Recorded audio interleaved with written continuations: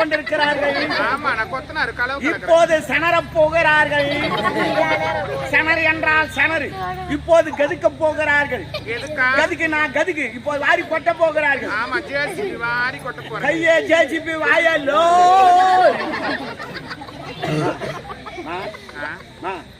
அவங்களாம் உக்காந்துங்கிறாங்களே, அவங்களுக்கு எதனா சொல்லலாம் பாத்துங்கிறாங்க. முக்கியமா இது ஆடவர்கள் பார்க்கிறார்களே இல்லையோ, பெண்கள் தான் பார்க்கணும். ஏன்னா ஏன் சொல்றேன்னா, இது உண்மையாவே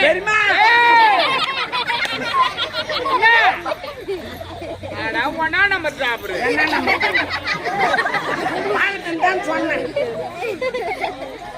சொல்லு.